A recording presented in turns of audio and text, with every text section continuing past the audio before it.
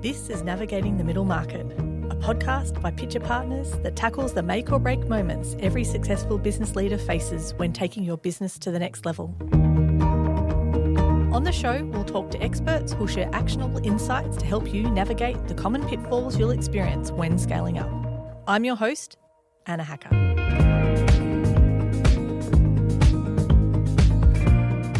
Today we're chatting with Mel Dawes. Mel is a partner here at Pitcher Partners Melbourne and has been providing financial analysis, management reporting and tax advice to her clients with her signature empathetic approach. In this episode, Mel will outline the top 5 traits to drive a successful business, which traits are most important to drive financial success, and which traits, if over or underdeveloped, can actually bring a business undone. Let's jump right in. Mel, welcome to the show. Thank you, Anna. Very excited to have you here today and talk about this topic. So let's get right to it. What are your top 5 traits of a great business leader? Narrowing down 5 is quite difficult, isn't it? But I would say probably my top trait would actually be integrity. I think having strong moral principles that you need to stand by and acting honestly at all times is critically important. Accountability, and this extends to being responsible just not for your own actions, but giving credit where credit's due and actually making sure that you do give credit to others. Communication, and I think I picked this one specifically given what I do. It's critically important to make sure that you can communicate effectively with people from different backgrounds. And, that really does lead to building trusting relationships and collaboration within your teams as well. Determination, I think I'm very fortunate to work with a number of business leaders and all of them would have determination. So commitment to achieving your goals and as well as extending that to never stop learning and really trying to get the very best outcome at all times. And probably the last one would be risk-taking across our client base and who we work with. You couldn't point to anyone that hasn't taken calculated risk and they wouldn't be where they are today if they hadn't. And those traits really run the gamut, I think. And so this is going to be a difficult question, I believe, but which one do you think is the most important? I think integrity would probably be my most important one. So if you're acting with honesty and you're actually staying true to your moral principles, you're making sure that you can still embrace change, but you embrace change that align with those principles and basically just standing by those values would ultimately achieve results and real results that do have meaningful purpose for you. So I would say integrity. So thinking about that most important trait of integrity, can you think of an example, not necessarily from your clients, although I'm sure that all of your clients have a lot of integrity, but an example of someone that you feel really represents this trait? Justice Ruth Bader Ginsburg, she was absolutely known for her unwavering integrity and commitment to justice. So throughout her entire career, she upheld those values of fairness and equality and the rule of law. And I think we would see that all of her actions and in every decision, she was guided by strong moral principles. That's a really wonderful example of someone sort of in the justice arena and the legal profession. But I'm sure you see people in your day-to-day work who display these traits, and in particular the trait of integrity. Is there an example you can think of? We're very fortunate, as I said, to work with a number of leaders, and one that really stands out that has showed such determination for a number of years would be the Lake House. So Alan and Ella, they acquired what Ella refers to as a piece of dirt. It was at the swampy end of the lake in Dalesford and infested by blackberries, and that real determination so that they would actually have their day jobs in Melbourne. They were both school teachers and every weekend they'd get in the car. They had their young daughter Larissa with them and they actually built what is the front of the restaurant now. So they built a 40-seat restaurant which would open purely on weekends. It took them 4 years to do it, but just such incredible determination. And what we now know is a 35 rooms, the Salou Spa, the restaurant, which has received so many awards, as well as, even more recently, probably in the last 5 years, taking on another big project being the Dairy Flat Farm, which is just incredible. So what they've actually done for the region, the risk that they took in actually bringing something and actually opening a restaurant of that standard in the regions, as well as that continual commitment to quality and excellence in everything that they do. Recently, towards the back end of last year, they actually received 2 awards in the Luxury Travel and Gold list. That is quite inspirational itself. And I think that looking at people that really are leaders within Australia, to think that they had that vision for that site and could see what it was and were very determined to achieve it. If I think about your traits, they probably tick every single box. Yep, for sure. Absolutely. Really, really well.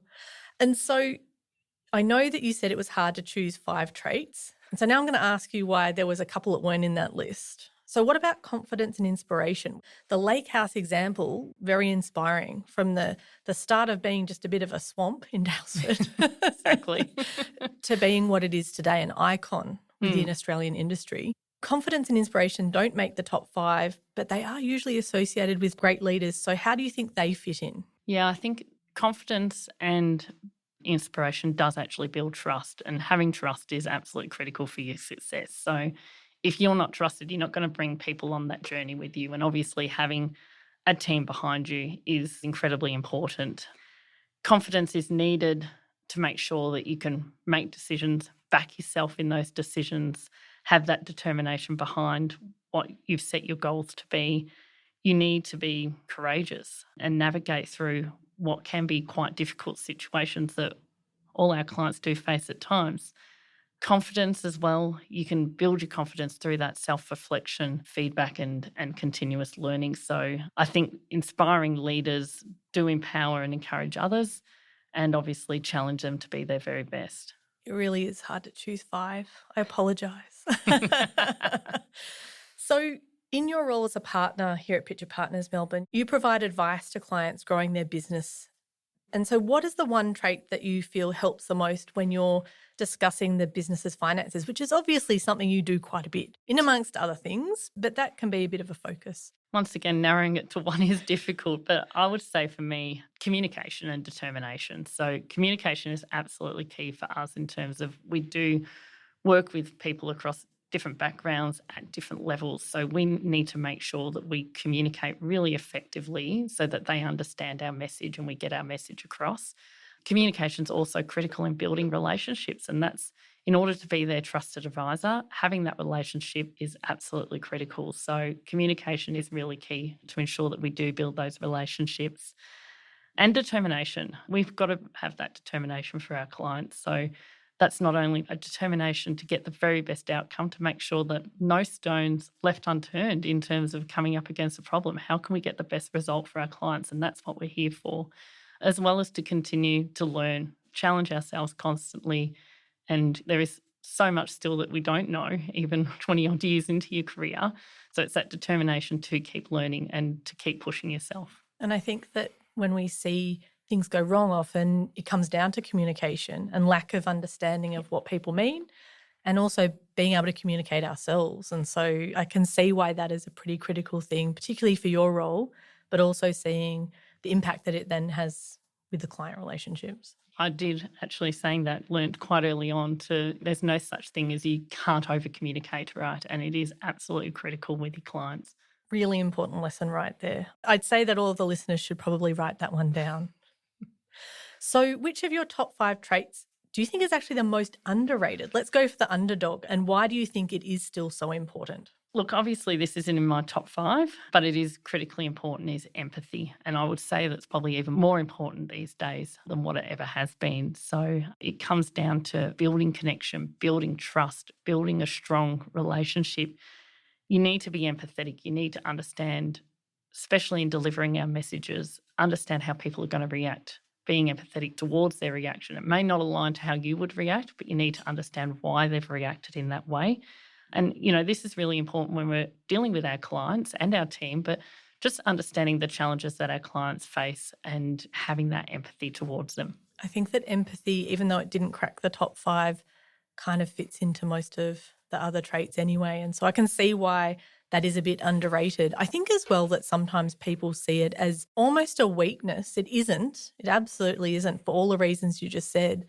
But sometimes that idea that I need to think about how others see things and not just blaze ahead with my own position and way of thinking, it's seen as something that takes away from you. But I think it is critically important. I can see why it's that underrated value there and trait. So I actually love this trait because I think that there must be stories behind it.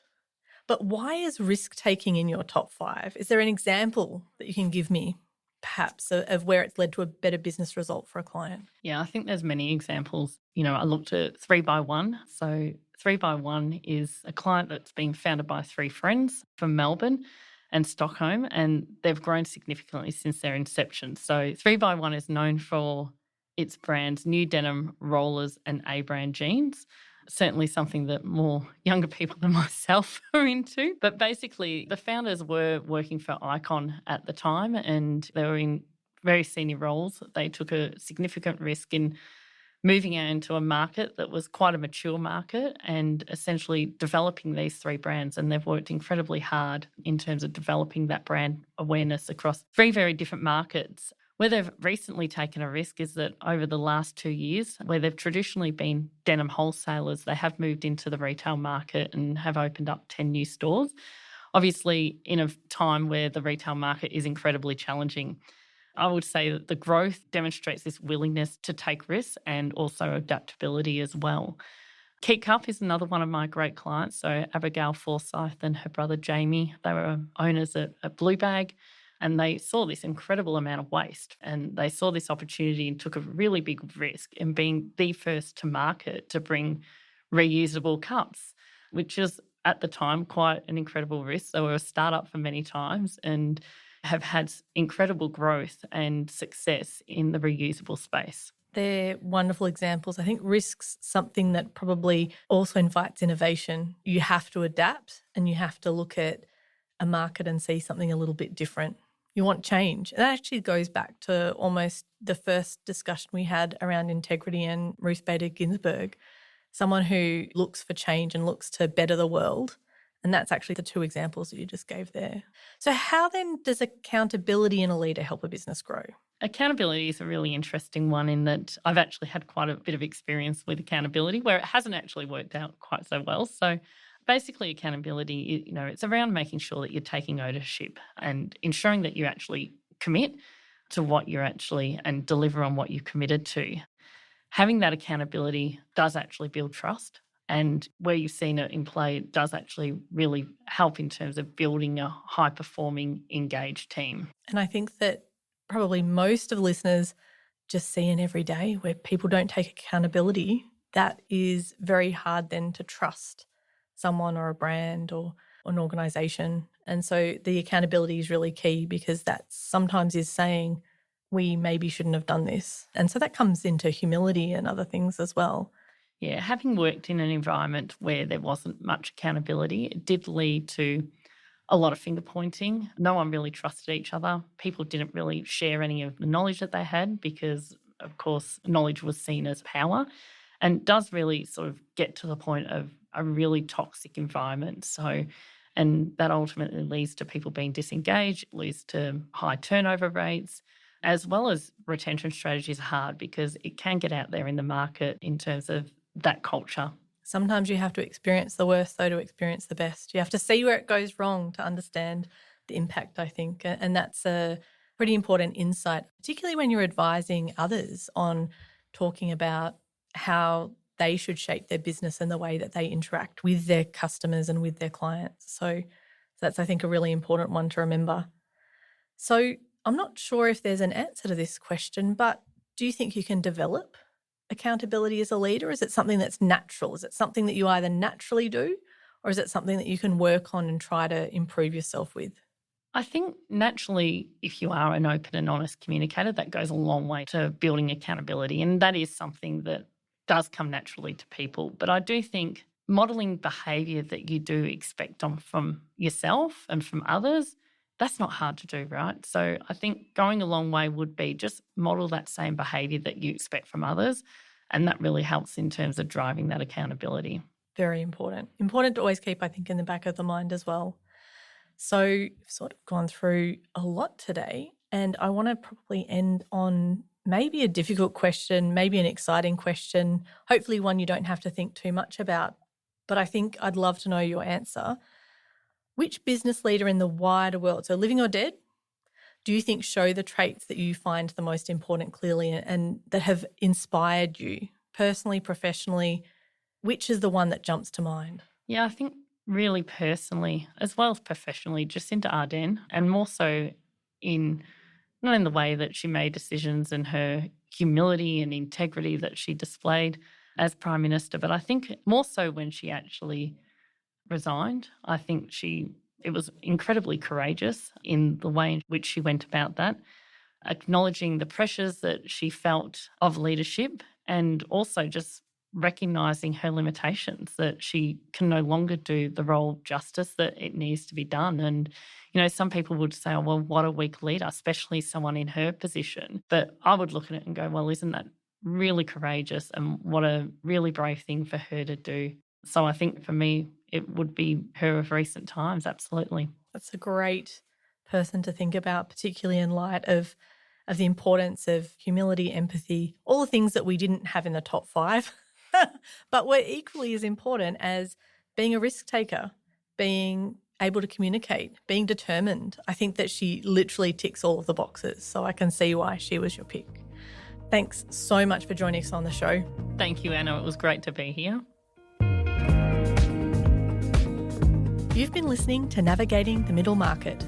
This podcast is brought to you by Pitcher Partners Melbourne. To learn more about how Pitcher Partners can help you scale your business, head to our website, pitcher.com.au. To make sure you don't miss an episode of Navigating the Middle Market, be sure to subscribe to or follow the show in your podcast app. And while you're there, leave us a 5-star review. It really helps others to find the show. I'm Anna Hacker, and I'll see you in the next episode.